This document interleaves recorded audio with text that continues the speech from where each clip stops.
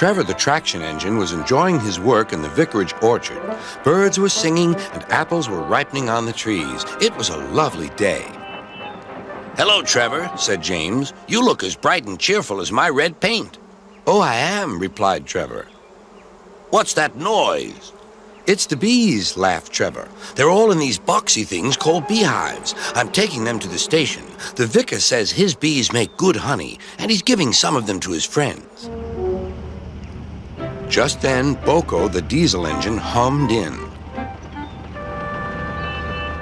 Take care, you two. Don't make the bees angry. They might sting you. James didn't like being told what to do by a diesel, and he buzzed away. Goodbye, Trevor, called Boko, and set off to see Duck at the next station.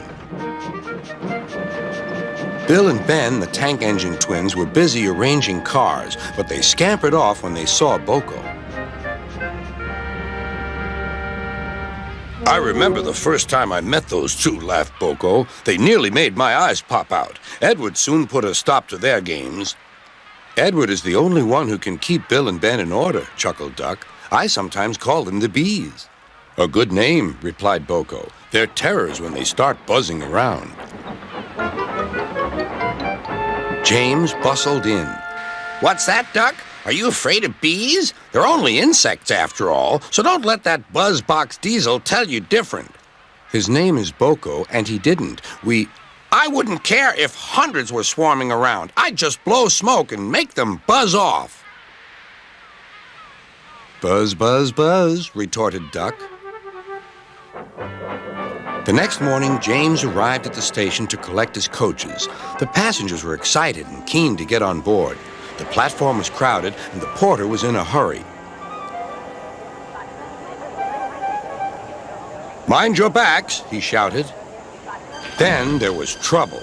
The beehive fell and broke open. The station cleared like magic. James heard a familiar buzzing. The bees were too cold to be cross, so they buzzed around the fireman, hoping he'd mend their hive. But he didn't understand, nor did his driver, so the bees turned to James. His boiler was nice and warm. Buzz off, hissed James. One bee burnt his foot. Ooh, ooh. The bee thought James had burnt him on purpose.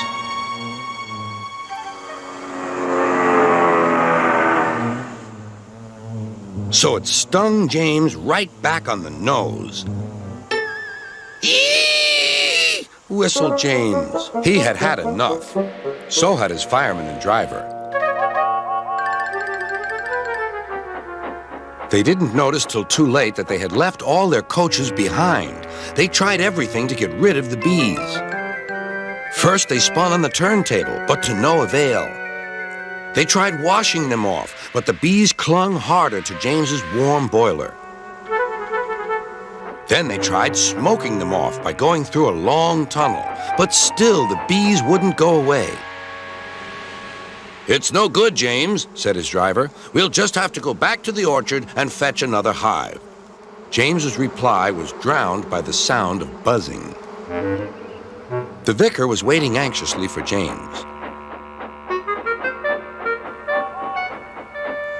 When he arrived, the bees swarmed straight into their new home. Come on, James, said his driver. What you need now is a good hose down. Later that evening, James was resting in the shed when the vicar came to see him. Thank you for saving my bees, he said. It's a pity it's not Christmas. Then we could call you James the Red-Nosed Engine. Everyone laughed, even James. But instead, they decided to call James the Bee's Knees, which means they thought he was more useful than ever.